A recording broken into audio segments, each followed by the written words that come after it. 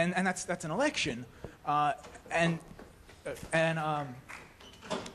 leading up to the June 2nd primary, of which we won 25 seats, and he won with 32. Is that the right number?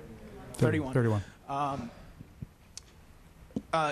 We spent 12, 14 hours a day, every day, for weeks doing nothing but convincing people that our ideas were the best ideas. We rang every doorbell in this city. We made hundreds of phone calls a day. At the end of it, we were so physically exhausted just from convincing people, just from talking to people about these ideas. Right. And if the opportunity to have that period of great public debate where these things are vetted in the court of public opinion in the press and at the doorways and on the phones is not exciting to you, it's not as exciting to you as the prospect of a public forum. Like, I almost don't know what to say. I love the idea of a public forum, but we make decisions in this country with elections. And I think that's what we need. We need an election. I don't think there's any reason to suspend the litigation right now, and I don't think litigation prohibits us from talking. So that's all I have to say. Matt, appreciate the energy and the thought process. By the way, the coffee at the EN offices at 7 o'clock at night is horrible. It's horrible. But there's no doubt that the ultimate decision to be made here has to go to the voters. What I'm suggesting is that we do what we can to educate and inform the voters about the 6-ward system, about other potential forms, and in the absence of coming to some common understanding, that there'll be a vote on the 6th ward system. I'm not suggesting that that's precluded from anything that we've discussed. But I don't see what's wrong with a public discussion and dialogue in the meantime that helps to raise awareness of what the different options might be. Notwithstanding your 14 hours a day for how many ever days that you've done that. And there's no doubt that your effort was magnificent. But when you went door to door, did you tell people that there's, by the way, we're definitely in favor of wards, and wards are the way to produce better representation for us in our neighborhoods, and that's a respectful opinion.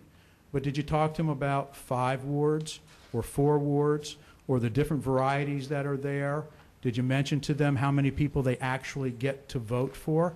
Maybe you did, but why run the risk that maybe somebody didn't necessarily understand that?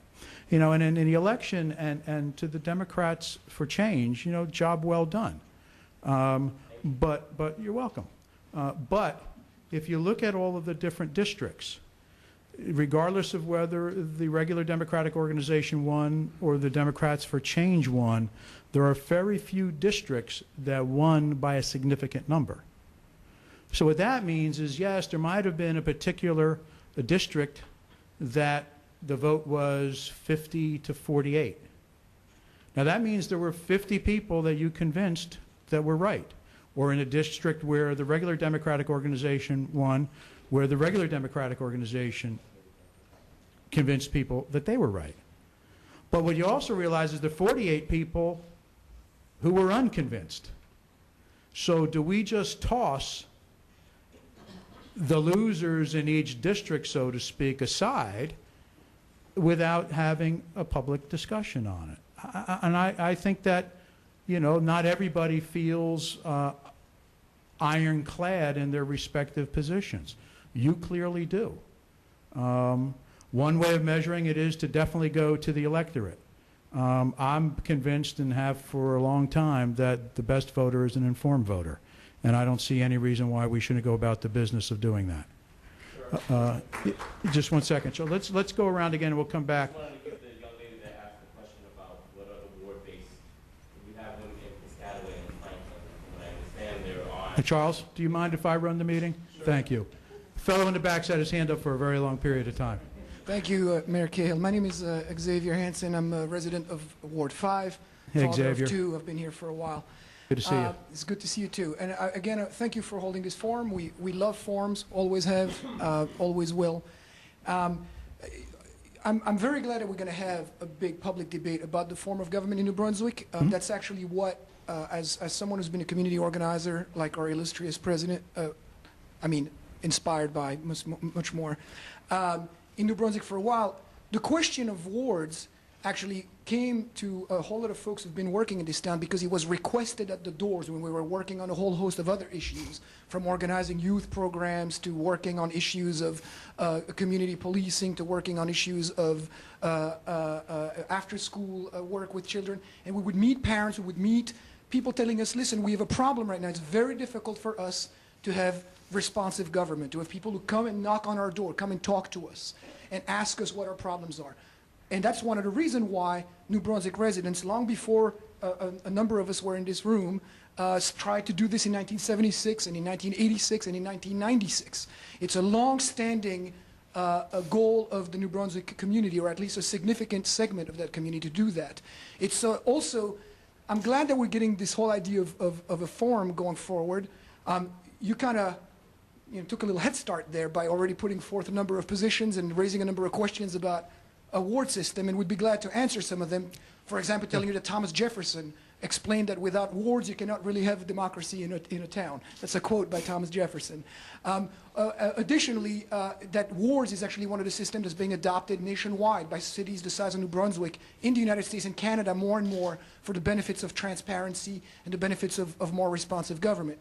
And the great concerns you raised about the city council, as someone who's been attending city council meetings for 10 years, and I think I can recall 3 votes where that were not unanimous. And a number of votes where actually the council voted one way and then they were instructed by the city attorney to vote another way and then they reheld the vote. I'm not too concerned about the idea that we won't have any kind of debate if all of a sudden we have wards or we have all kinds of backroom deals. It appears that a lot of votes are decided before the meetings start right now. So at least that's the impression of someone who's been attending a lot of those meetings. But to get to the point of why we're here today, because let's be clear, how come this forum wasn't happening 2 years ago, right? It's because dozens and dozens of New Brunswick residents spent countless days and months motivated by the desire of improving the government of their city where they live, and went door to door and got people to sign 2 petitions, not just one. Did not get discouraged when the first one was blocked. The only reason we're in court is because the city clerk, on the instruction of the city attorney, refused to accept the petitions and forced us to go to court. We have no money. We cannot use taxpayers' dollar like the city has the advantage. The city has spent about $100,000, we estimate so far, in taxpayers' money, preventing these questions from getting on the ballot. We don't have that luxury. We actually rub nickels together trying to get enough money to submit our papers to the court. But what happened was 1,500 signatures from every district in the city. People knocked on doors from District 1-1 through 1-6, up Livingston Ave, up Remsen Avenue, Throop, on Joyce Kilmer, up to Raritan Gardens, Manor Crescent. Every door was knocked on, and in every district, people signed a petition that said, we want a ward system that goes back to what the original New Brunswick ward system was, 6 wards. That is the original system of the city. It's old, but it's the original system. That's the reason why that question should go on the ballot. There has been absolutely no popular campaign or no sudden urge of interest for a charter commission with residents running around with petitions saying, oh, we really need a charter commission right now. That has only been mentioned by 2 people. Your Honor, and the folks on the City Council. I have never heard of anyone going around with a petition saying, I need that charter commission tomorrow. Okay. That's just not happened.